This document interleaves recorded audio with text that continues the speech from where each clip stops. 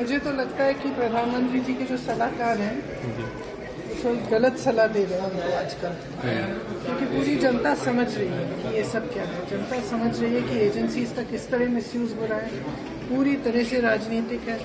मैं सोच रही थी कि आमतौर से चुनाव के एकदम पहले ये सब कार्रवाई शुरू होती है, तो अब आजकल क्या रीज़न है पता नहीं, शायद उनको गलत सलाह मिल रही है, क्योंकि जनता सच्चाई देख रही है। मैम कहा जा रहा है कि बार बार आप बुला रहे हो, फिजूल की बातों पे बुला रहे हो। ये कोई सवाल है मेरे पति से आप पूछ रहे कि आपने 17 साल पहले अपनी माँ को 4 लाख रुपए क्यों दिए? जी, ये कोई सवाल है?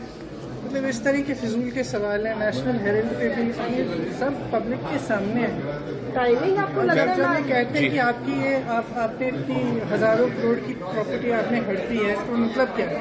प्रॉपर्टी आपकी होनी चाहिए अगर आपने हड़पी है, 2000 करोड़। तो अगर उस प्रॉपर्टी को आप ना बेच सकते हैं, ना रेंट कर सकते हैं, आप मर जाएंगे तो ना आप जायदाद में दे सकते हैं, तो जब उस पर कोई ओनरशिप है ही नहीं तो उसके हड़पने का क्या सवाल है? लेकिन मैम कहा जा रहा है सब मतलब एकदम पूरी तरह से ये झूठे इल्जाम है और ये सारा सिर्फ राजनीतिक उस पर किया जा रहा है। और एजेंसीज में भी मैं बैठी थी दो घंटों के लिए, आप तो वहाँ पर थे ईडी में जी, जो भी वेटिंग रूम में था, मैं पूछ रही थी भाई आप किस लिए आए हैं, आपको किस लिए बुलाया, और एक के बाद एक यही आंसर है, या तो एक्सटॉर्शन के लिए बुलाया या पॉलिटिकल केस है।